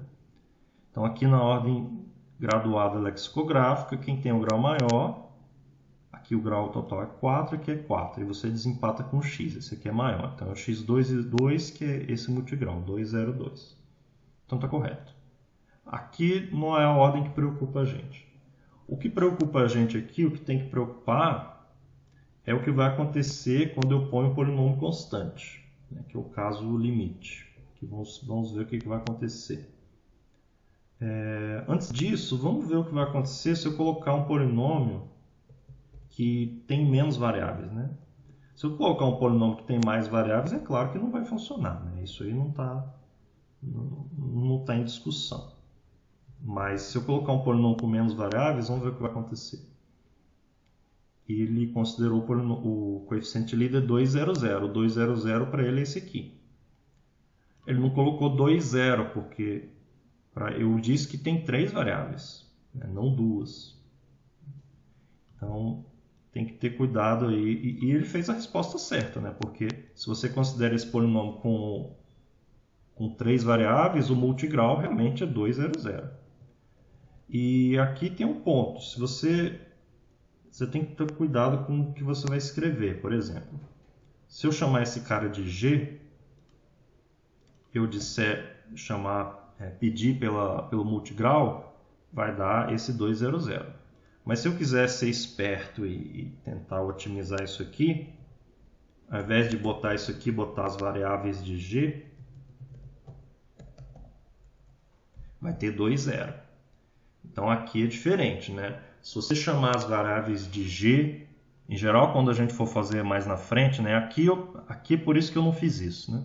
Aqui eu pedi as variáveis do polinômio. E aqui eu usei as variáveis do polinômio lá no monomial list. Se eu tivesse colocado aqui variables of f, né? Variables de f, eu ia ter esse problema. Quando eu estou olhando para um polinômio em várias variáveis, mas alguma delas não aparece. Aí ia dar uma lista, primeiro que ia dar a resposta errada, e segundo, o problema é maior porque a lista tem um tamanho diferente. Essa lista tem tamanho 2 e essa lista tem tamanho 3. Isso vai dar um problema enorme quando você for continuar a sua conta, porque os algoritmos vão todos dar errado. Então, trocar a lista exata das variáveis por essa outra opção não vai ser bom aqui para a gente. A gente tem que especificar as variáveis de uma vez por todas e fazer todas as contas com elas. Você olhar para as variáveis do polinômio e pedir um multigrau, pedir o coeficiente líder, etc., em geral vai dar problema. Isso aqui não é uma boa maneira de fazer, nesse caso. Você pode usar esse comando variables of g para fazer alguma coisa específica, né? Mas um algoritmo geral igual esse que a gente está querendo montar, isso aqui vai dar muito problema. Então não faça isso. Agora, outra coisa, eu quero testar os casos limite aqui do multi-degree que eu acabei de definir, né? Eu quero testar o que acontece nas constantes, né? Então vou pegar um polinômio constante e pegar o 1 e o 0, para ver se dá alguma coisa diferente. Então o multidegree do 5 é 000, está correto. O multidegree do 1 é 000, está correto. Mas no último ele não conseguiu fazer. Por quê? Por que ele não conseguiu fazer? Deu erro aqui no coefficient rules, provavelmente. Vamos testar aqui na primeira linha. Vamos fazer coefficient rules do polinômio 0. Num certo conjunto de variáveis, x, y, por exemplo. Dá vazio. Dá vazio. Não dá zero. Não dá zero, dá vazio. Isso é um problema. Vamos comparar com se eu colocar um coeficiente. Um número que não dá uma regra. Dá zero, no 0,0 dá 2. Aqui não é. O que deveria dar é 0,0 seta 0 para funcionar para a gente, mas não é o que dá. Então, quando eu peço esse first coefficient rules do 0, ele não tem nada para achar aqui, ele não acha nada, ele dá erro. E o first de novo vai continuar dando erro. Então, esse comando, o coefficient rules, funciona para o 0, mas ao montar o multidegree do jeito que eu montei, não vai funcionar para o 0. Eu vou manter isso sim. Você poderia fazer um if-else aqui, né? Você poderia fazer um if-else. If the coefficient rules é vazio, você retorna um multigrau aí que você defina, menos infinito ou alguma coisa. E se o coefficient rules não é vazio, você faz essa conta. Mas eu não vou fazer assim, eu vou manter isso sabendo que se eu colocar 0 lá vai dar erro, porque o livro não define, né, o multigrau do 0. E nos algoritmos a gente não vai precisar. Mas você tem que ter em mente que sempre que for usar o multidegree, tem que ser testado se o polinômio que você está puxando o multidegree é 0 ou não. Ou você tem que ter certeza que ele não é 0. Então tem que ter isso em mente, que isso aqui não vai funcionar para o 0. Muito bem. Então a gente tem o multidegree, a gente tem o coeficiente líder também. Com isso aqui, a gente fica faltando o coeficiente líder e o termo líder. Eu consigo puxar eles daqui, do termo líder, porque esse termo líder, vamos tentar fazer com o termo líder. Porque no termo líder já tem esse coeficiente líder, né? Ou eu posso pegar o segundo do coefficient rules, né? Posso pegar o segundo daqui que vai ter o coeficiente líder, né? Acho que assim vai ser mais fácil. Vamos pegar agora o... Então, esse aqui não funciona para 0. Né? Não funciona para 0. O outro, como eu vou construir a partir desse, também não vai funcionar para 0. Eu vou fazer agora o coeficiente líder. Como é que eu vou fazer? Eu vou pegar o termo líder, né, que é isso aqui. Ao invés de pegar o monômio, eu vou pegar o coeficiente. Eu acho que isso aqui funciona. Não funciona. Não tem o comando second. O que tem é você pedir o segundo ali no final.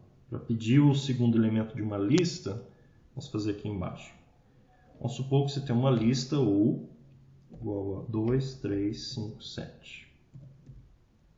Eu quero o primeiro elemento. Então, um jeito é fazer isso aqui. First, que é o que a gente tem usado. Um outro jeito é fazer o colchete 1. Mas não é bem isso. Aqui tem que ter dois colchetes. 2 colchetes. 2 colchetes. Pronto. E ele deu erro. Por que ele deu erro? Ah, não, a sintaxe aqui está errada, desculpa, gente, porque na maioria dos comandos, dos Softwares é colchete, aqui é chave. U é a lista 2, 3, 5, 7. O primeiro elemento de U é 2. Um outro jeito de pedir o primeiro elemento é assim. Você pode pedir qualquer elemento. Vamos pedir o terceiro. O terceiro elemento de U é 5. É esse aqui que eu vou usar agora. Então, eu tenho o primeiro regra de coeficiente. Dela eu vou pegar o segundo cara. 2. Beleza. Aqui tem um colchete a mais. Beleza. Bom, beleza, esse aqui deve... Aqui não é multidegree mais, né? Eu tenho que definir lá de novo, porque aqui bagunçou a definição agora. Então, vamos redefinir lá. Cadê o multidegree? O multidegree está correto. E eu vou pegar agora o coeficiente líder.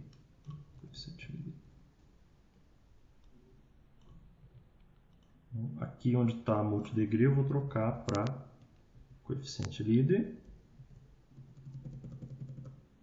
Aqui também. Para a gente ver como é que funciona esse negócio. Como o multidegree não funciona para zero, esse coeficiente líder não vai funcionar também. Então eu nem vou testar isso aqui porque eu já sei que não vai funcionar. Muito bem. Então eu tenho aqui o polinômio, o coeficiente líder dele é menos 5. Foi o que ele calculou aqui. Se eu pegar na ordem graduada lexicográfica, o coeficiente líder é o 7. Aqui. Se eu pegar aqui o coeficiente líder do G, dá 1, né? Vamos botar um outro cara aqui. 5 vezes vai dar 5. Então, está funcionando bem. Eu estou conseguindo calcular o coeficiente líder. A gente pode fazer aqui, por exemplo, o seguinte. Ó. Digamos que o polinômio seja esse outro. Se eu pedir nas variáveis só y, ele vai interpretar como um polinômio em y. Vamos ver. Ele interpretou como um polinômio é uma variável só, y. E aí o que tem multiplicando y é o 5x2 mais 6. Ele achou aqui. Se eu mudar aqui o g para esse outro, o coeficiente líder agora é o 5x2, considerando o g como polinômio em y. Então, a matemática tem essa vantagem que a gente pode considerar como polinômio em uma variável só, em um número diferente de variáveis, e ele vai funcionar bem. Então, a gente tem o termo líder, o coeficiente líder, e com isso a gente monta o monômio líder. Vamos montar o monômio líder. Vou puxar isso aqui. Torna agora o monômio líder. Então, tem uma diferença de linguagem aqui agora. Deixa eu escrever monômio líder. Ele não vai funcionar com zero. Monômio líder. O que eu vou fazer vai ser simplesmente pegar, né, o termo líder e dividir pelo coeficiente líder. Termo líder. Não precisa disso. E vou dividir pelo coeficiente líder. Isso. Coeficiente líder. Pronto. Isso aqui vai me dar o monômio líder. Deixa eu pegar aqui os testes. Eu sei que não vai funcionar para o zero, né? Então não vou nem testar, porque é construído a partir de outros que não funcionam para o zero. Aqui vamos fazer com o monômio. Monômio líder. Monômio líder. M.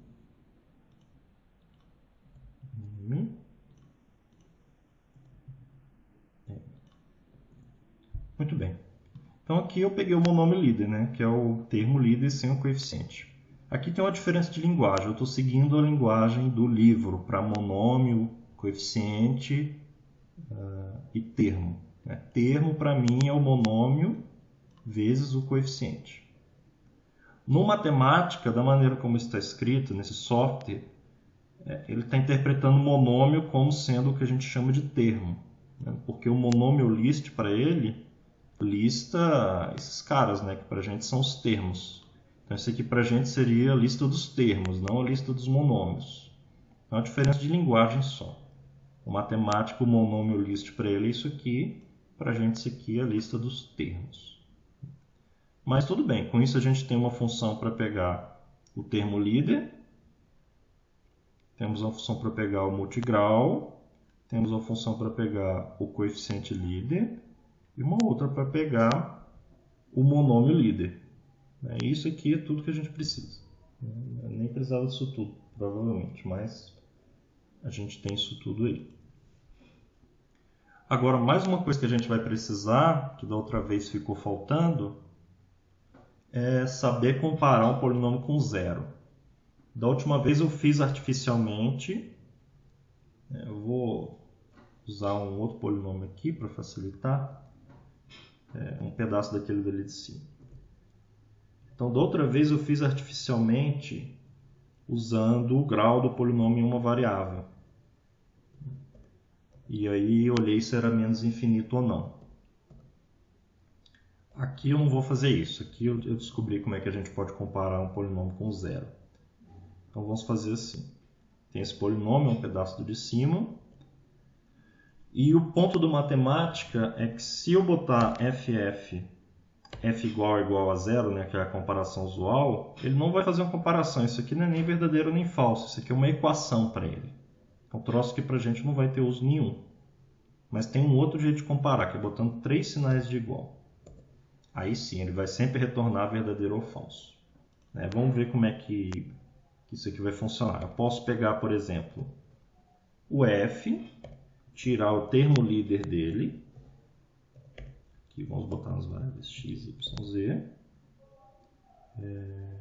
Aqui, como é um f específico... vamos deixar assim. Aí eu tirei o termo líder do f, aqui nessa linha, né? O termo líder dele é o... Qual é? É o 7x2e2 na ordem lexicográfica. Eu tirei e ficou o g. Eu vou olhar se o g é zero. É zero?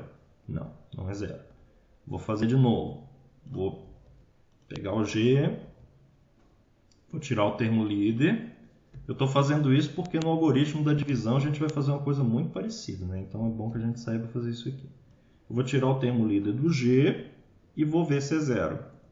Não, não é zero ainda, mas tem um termo líder só. Se eu fizer mais uma vez, ele deveria dar falso. Eu estou fazendo assim especificamente porque aí eu não coloquei zero diretamente, né, artificialmente. Eu obtive o zero como subtração de polinômios, fazendo contas com polinômios. Que é o que a gente vai fazer na prática lá depois. Beleza, agora é verdade. Eu tirei o coeficiente líder de f 3 vezes, o termo líder de f 3 vezes e sobrou zero. E ele identificou, é zero. Então a gente pode usar esse 3 igual a zero para comparar se um polinômio é zero ou não. Ele sempre retorna verdadeiro ou falso. Então isso vai servir para a gente.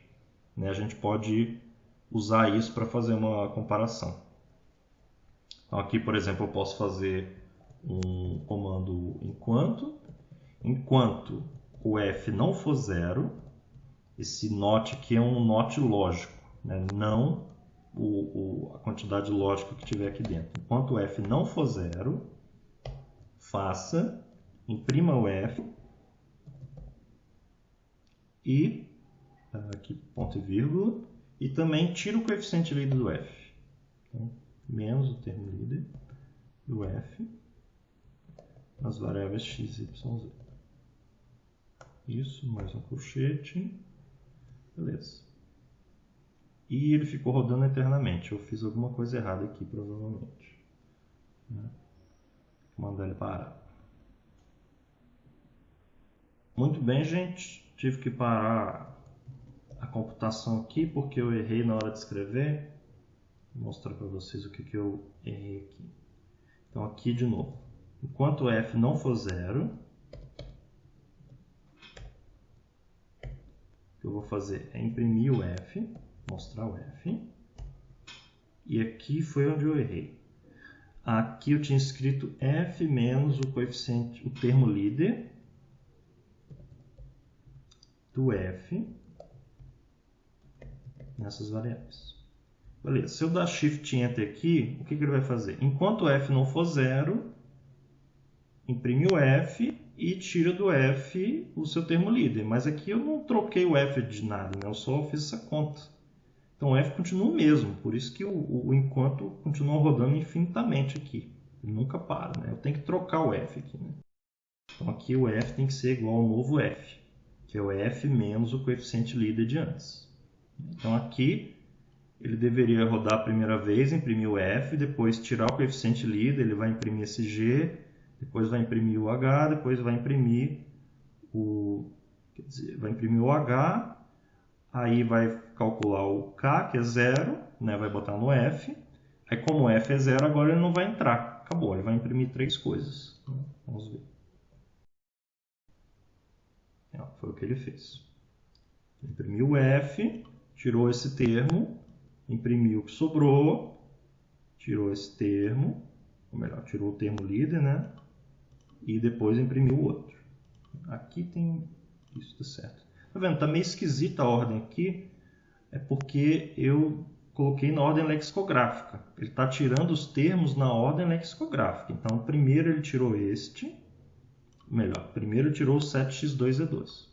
Depois tirou este, né? E ficou esse cara aqui.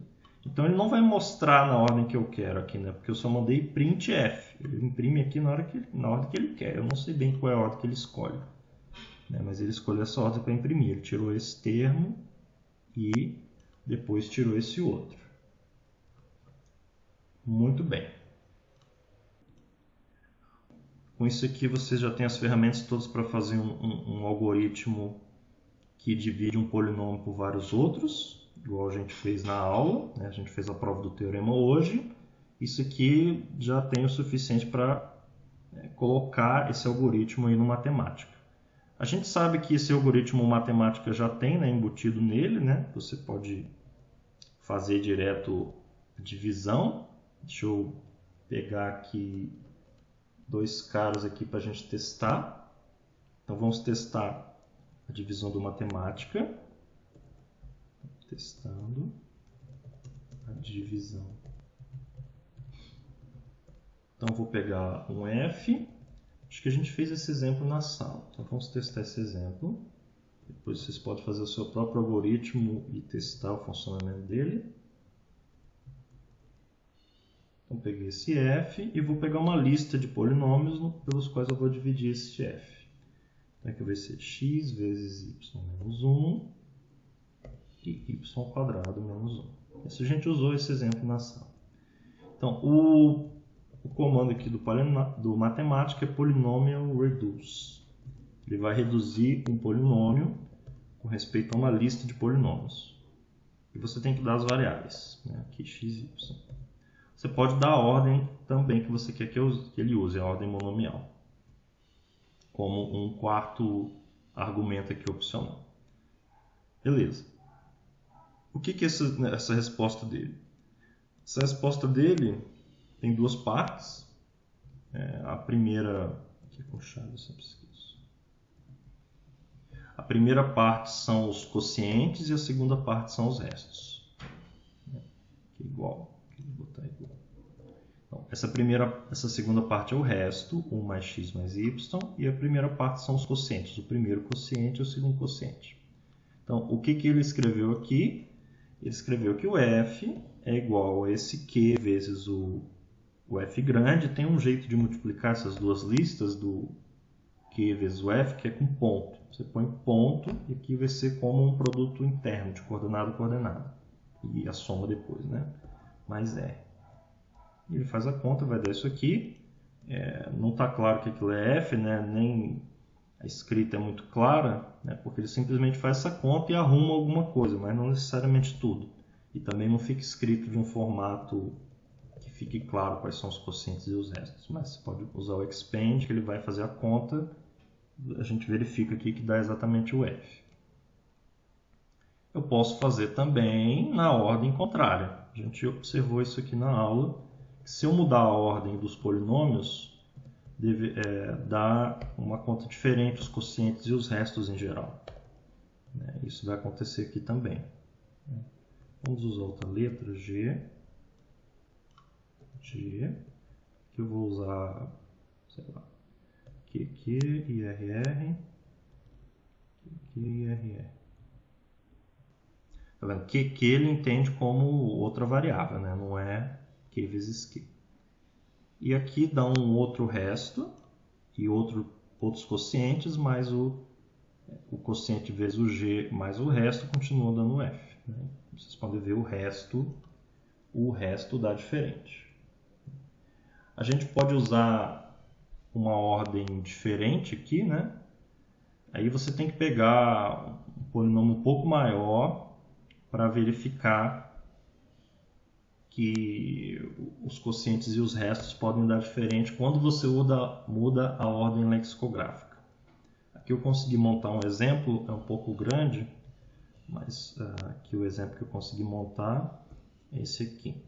X elevado a 8, y elevado a 4, mais x elevado a 5 vezes y, mais x ao cubo y à quarta, mais x menos 4. Esse é o polinômio que eu vou dividir, e eu vou dividir por dois polinômios. Vão ser menores, x quadrado y, mais y à quarta, mais 1, e o outro vai ser o y à quarta menos 1. Muito bem. E aqui de novo eu vou fazer o polinômio reduce. Polinômio reduce do f pela lista f com essas variáveis x e y. Vai dar essa conta. É uma conta grande, né? Tem o resto aqui e tem os dois quocientes, né? Tem uma vírgula em algum lugar que está a vírgula. Então, esse segundo quociente e o primeiro é o primeiro quociente. Eu posso fazer a mesma coisa com uma outra ordem monomial. Aqui tem um detalhe que a sintaxe não é a mesma. Aqui tem uma opção, né, de colocar a ordem monomial, mas a sintaxe não é a mesma dos comandos que a gente usou antes. A sintaxe é assim, monomial order, seta, e aqui você descreve a ordem monomial que você quer. São os mesmos nomes de antes, só que aqui é sem as aspas duplas. Então fica assim. Vamos ver se isso vai funcionar. Aqui está vermelho, né? Não sei por que está vermelho. Vamos ver. Monomial order. Faltou um E, por isso que está vermelho. Okay. Aqui eu usei outra ordem monomial e deu uma conta bem diferente, né? Tá vendo? Tem um quociente que é 0 e o resto é maior. Né? É bem diferente a conta. Né? Mas aqui do mesmo modo, esse aqui é um quociente, esse aqui é um resto para essa divisão do f pelo f grande. Eu não mudei a ordem das variáveis, eu mudei a ordem monomial. E isso faz também com que os quocientes e os restos sejam diferentes. Aqui pode parecer esquisito que os quocientes têm um grau alto, né? 12 aqui, 12. O resto aqui também tem grau alto, né? 3, 10. Mas isso aqui está nas condições do teorema. Porque o que eram as condições do teorema?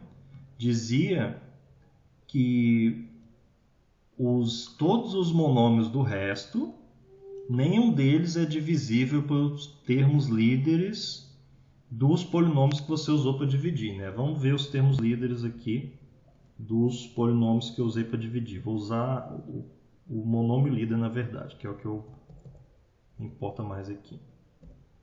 Então, o primeiro monômio líder do f, o f tem dois caras. Não funciona porque o f tem dois caras. Tem esse primeiro cara. É um das variáveis. Né? Vamos dar as variáveis. Então, x e y. Beleza. Então, o f tem esses dois caras. O termo líder dele é esse, x2y. E o termo líder do outro, né, do f2, qual é? Vamos ver. Y à quarta. Mas isso é na ordem lexicográfica. Se eu mudar a ordem, os termos líderes aqui vão ser outros. Então, vou usar aqui a ordem lexicográfica graduada.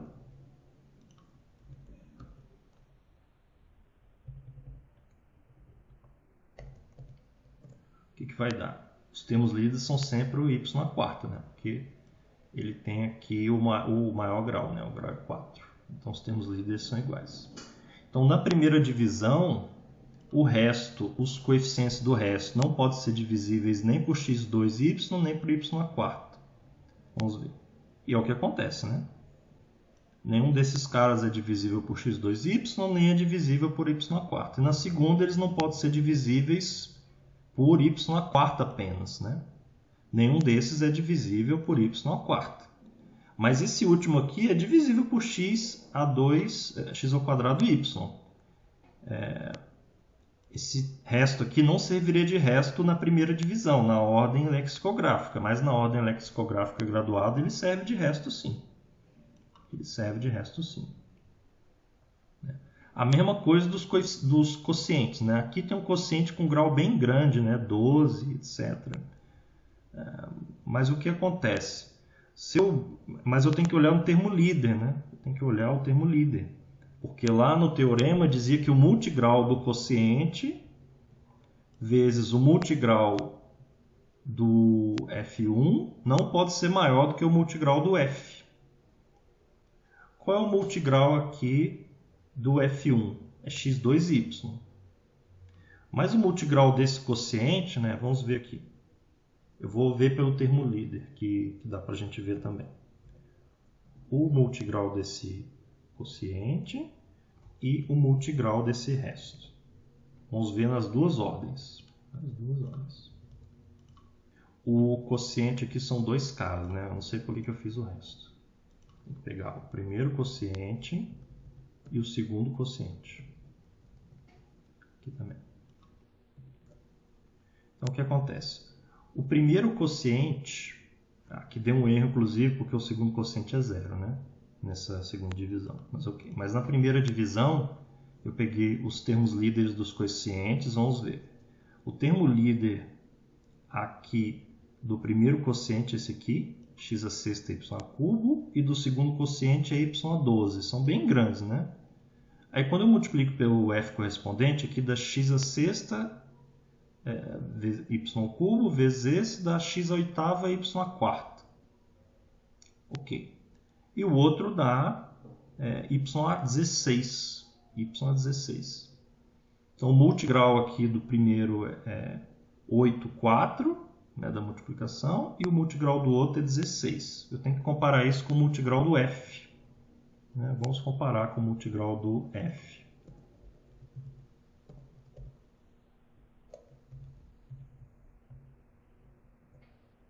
O multigrau do f é x oitava y².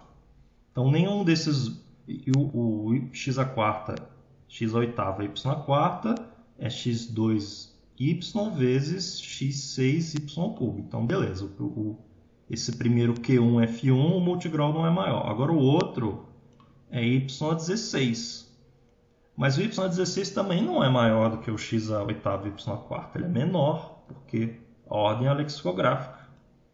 Então, esses caras têm grau grande, etc., mas o grau dos caras líderes não é maior do que esse. Esse cara tem grau maior do que o y16. Muito bem, você pode fazer a mesma coisa aqui na outra ordem, verificar que as condições do teorema realmente são satisfeitas. Muito bem. Aqui na parte final, a gente quer fazer um script para gerar um polinômio aleatório. Então a gente vai começar gerando um monômio aleatório. A gente quer dar o grau e as variáveis. E com isso gerar um monômio aleatório desse grau com essas variáveis. Então aqui de novo módulo.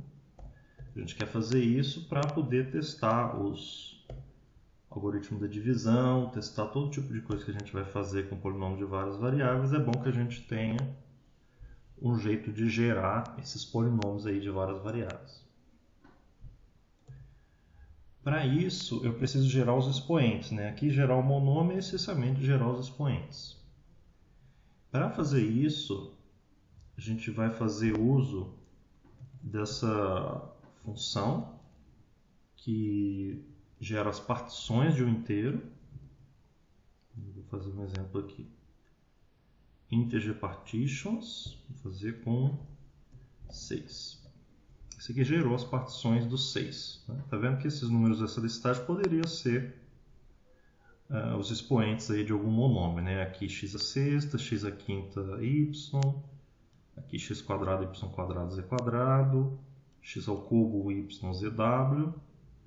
Não é bem isso aqui que a gente quer ainda, porque está variando o número de variáveis, tem um problema. Outro problema é que elas estão ordenadas, né? O coeficiente, o expoente maior sempre está primeiro. Muito bem, aqui tem muitas, né? A gente quer uma aleatória. Então vamos ver como é que a gente faz aqui. A primeira coisa é pegar um cara aleatório nessa lista de partições. Eu vou fazer isso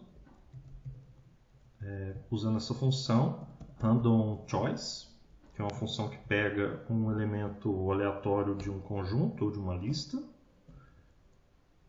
Aqui tem uma n errada, random choice. Então aqui eu estou pegando uma partição do número 6 aleatória, né? Muito bem. Aí tem um outro problema. Essa partição sempre tem não tem o mesmo número de elementos, né? Às vezes é uma partição com 2, às vezes é com menos, às vezes com mais. Né? Vou botar 8 aqui. Às vezes com 3, eu quero o mesmo número de elementos sempre. Um jeito de fazer isso é usando uma outra sintaxe do random partitions, usando um argumento a mais aqui opcional, que é um número entre chave, uma lista com um elemento só. E o número que você colocar aqui vai ser o número de caras na partição. Então agora eu sempre vou ter uma partição do 8 com 3 elementos. Beleza. Outra coisa que eu tenho que resolver aqui é esse negócio dela estar ordenada. Eu não quero uma lista ordenada, né? Então para fazer isso, eu vou pegar uma permutação dessa escolha de partição aleatória. Fazer. Mas agora eu tenho todas as partições, né? Tem essa função aqui do matemática, permutations, que faz todas as permutações de uma lista dada. Muito bem. Mas não é bem isso que eu quero, né? Eu quero um cara só. Eu quero um cara só. Então, de novo, eu pego aqui o random choice desse cara. Beleza. Agora eu tenho um cara que serve para mim como expoente. Quase, porque os números eles são sempre maiores ou iguais a zero. Eu quero que seja possível que alguma variável não apareça, né? Então, um jeito de fazer isso é botando menos 1 aqui. Na matemática, quando você tem uma lista aqui e põe o menos 1, ele vai tirar 1 de cada elemento da lista. Então, esse aqui era originalmente a lista 1, 3, 4. Com o menos 1 fica 0, 2, 3. Então, isso aqui serve para a gente. Agora eu tenho um jeito de gerar uma lista aleatória, que vai servir de expoente. Só temos que botar os números certos agora. O que eu vou colocar aqui? Eu preciso do número de variáveis, é aqui, que é o tamanho da lista, né? Então aqui eu posso botar o tamanho do número de variáveis, mas eu vou dividir isso aqui um pouco para não ficar muito grande a lista. Eu vou botar umas variáveis novas aqui, que é n, o número de variáveis, e parte. Eu não posso botar parte assim, porque essa função já existe. Vou botar um e só para diferenciar. Então, n vai ser o tamanho da lista de variáveis. Beleza. Parte vai ser essas partições. Essas partições. Eu vou fazer isso só para não ficar muita coisa na mesma linha. Não precisava dessa variável local.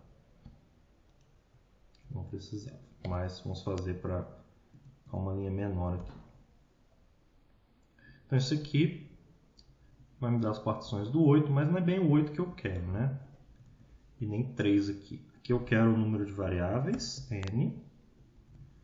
E aqui vai ser o grau total, né? Esse vai ser o grau total. Mas eu vou tirar 1. Então toda variável tem que entrar aqui com grau 1 a mais. Então não é D. É D mais 1 para cada variável. Então é D mais N. Beleza. Aí aqui eu ponho o part. E isso deve dar para a gente o que a gente quer. Tem que ajeitar os colchetes aqui, talvez, né? Esse colchete aqui é do módulo, então está sobrando 1. Foi. Vamos ver se isso aqui vai me dar um monômio aleatório. Preciso do grau, 5, e das variáveis x, y, z. Não. Deu errado. Aqui deu errado no length. Acho que está escrito errado aqui. O meu inglês não está bom aqui. É GT. É GTH. Beleza. Funcionou. Mas aqui eu não estou com o monômio ainda, né? Não é bem isso que eu quero. Não é bem isso que eu quero. Esse aqui é o expoente. Então vamos dar um nome. Expoente. Esse aqui é o expoente. Vai ser uma variável local. E o que eu quero, na verdade, não é o expoente. É o produto das variáveis. Aí aqui eu vou fazer o i. Vai ser o que eu vou contar. Vai ser de 1 até n. Esse i vai percorrer as variáveis. E eu vou ter cada variável, iesma, elevado ao expoente iesma. Isso aqui deve dar para a gente um monômio aleatório de grau D. Ainda tem um erro aqui porque é vars com S. Muito bem. Beleza. Deu um polinômio de grau 5, vamos ver com um número maior. 12. Beleza. Está funcionando. Tem aqui um monômio de grau 12, as variáveis x, y, z. Eu posso botar qualquer outra letra aqui, ele vai fazer também do mesmo jeito. Para ele não faz diferença. Muito bem, a gente tem um jeito de gerar os monômios. Agora com isso aqui vai ficar mais fácil da gente gerar um polinômio aleatório. Eu vou fazer aqui só para 3 variáveis, porque eu posso dar as variáveis também, né? Vamos dar então as variáveis. Vamos fazer um polinômio aleatório, né? Vamos chamar de random polinômio. Aí aqui eu vou dar o grau, vou dar as variáveis e vou dar também o número de parcelas. Eu não quero um polinômio aleatório geral de grau D, isso é demais. Aqui, por exemplo, isso é muita coisa. Um polinômio de grau 12, por exemplo, tem 14, escolhe 2, polinômio em 2 variáveis. Em 3 variáveis é algo da ordem de 1000 coeficientes. Então a gente não precisa disso tudo. Eu vou dar um número aqui de monômios que eu quero desse grau e isso basta. Isso já vai ser grande o bastante para a gente fazer. E na geometria algébrica de verdade mesmo, dificilmente o polinômio vem com todas as variáveis, com todos os monômios que ele pode, né? Ele geralmente vem com menos monômios. Então, isso não é um problema. Então, eu vou precisar aqui do quê? Vou precisar das variáveis, do tamanho das variáveis, né? Do número de variáveis. A partição não vou precisar, expoente eu já tenho esse pedaço. Eu vou precisar de coeficientes, né? Então aqui eu vou precisar do n, que é o número de variáveis. Vou precisar dos coeficientes do polinômio, né? Eu tenho os monômios já, que eu posso gerar ali com a função que a gente fez. E eu vou gerar agora os coeficientes. Eu vou gerar com a função que a gente já usou antes, random integer. Só que agora eu quero ter cuidado para que esses números que eu vou gerar k números inteiros.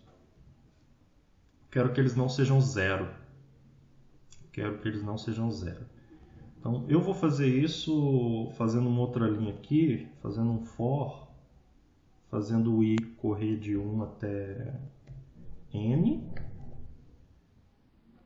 E em cada i eu vou verificar se o coeficiente iésimo é 0. Se ele for 0, eu vou trocar. Se ele não for 0, eu vou deixar. Então aqui, cada coeficiente iésimo, se ele é 0, a gente vai trocar ele para 1. Isso aqui vai funcionar. Eu espero. Muito bem. Muito bem, temos os coeficientes, eles não são 0, do jeito que eu construí. Agora com isso aqui eu posso montar o meu polinômio. O meu polinômio vai ser uma soma de monômios. Eu vou fazer o i. De novo, o i vai correr de 1 até o número de monômios, que é k. Beleza? E aqui eu vou colocar cada monômio. Como é que vai ser cada monômio? O monômio vai ser coeficiente iésimo vezes o monômio iésimo. O monômio é um monômio aleatório. Então aqui random, monômio de grau D, o D eu tenho, as variáveis vars que eu tenho.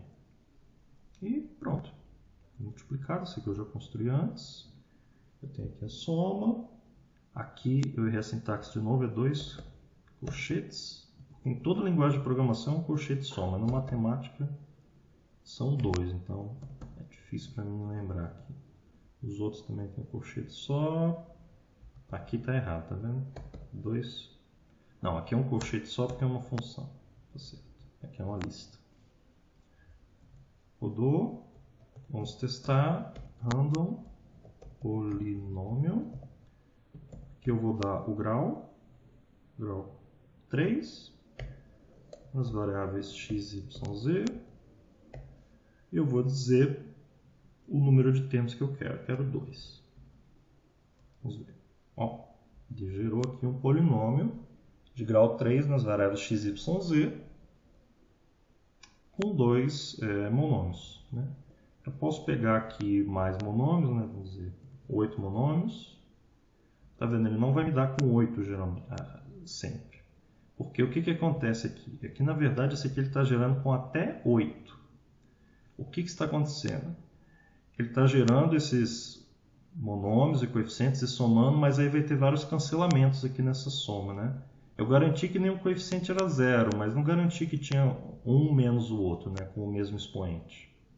Então pode ter cancelamentos, pode dar até 0 isso aqui, né? Eu poderia fazer um if aqui para ficar mais certo. Fazer um if, se é 0, tentar de novo, e se não for 0, dar o resultado. E se você botar muitos monômios, eventualmente vai cancelar e não vai ter tantos monômios assim. Mas isso não vai ser problema porque a gente vai querer com poucos monômios mesmo. As contas vão ser para polinômios pequenos assim, porque para polinômios grandes não vai dar nem para fazer tanta conta assim. Muito bem. Podemos usar isso aqui para testar o algoritmo da divisão euclidiana de polinômios de várias variáveis do matemática. Vamos fazer um polinômio. Vou fazer com 3 variáveis. Vou pegar, sei lá, grau 6. Com 3 variáveis, vamos pegar com os 4 termos. Esse é o f. Aí eu vou fazer mais outros 2, o f1. O f1. Eu vou fazer com grau menor. Sei lá, 3. Aqui 2 monômios, 2 termos. E aqui um f2. E aqui eu vou fazer o polinômio reduz do f com respeito à lista f1, f2. E eu preciso das variáveis também, né? Vamos botar as variáveis aqui. Beleza, você fez. Então, eu gerei esse polinômio aqui de grau 6. Meus monômios são de grau até 6. Até 4 termos, aqui deu 3 termos. Tem esses dois polinômios, eu dividi. Deu quociente y ao cubo e xyz sobre 4 e esse resto aqui. Muito bem, dá para a gente testar isso aqui até que grau ele consegue calcular, né? Ver qual é a velocidade dele. etc. Fica aí de exercício para vocês brincarem um pouco com isso aqui. Muito bem. Por hoje o que eu vou fazer do matemática é isso. A gente continua da próxima vez.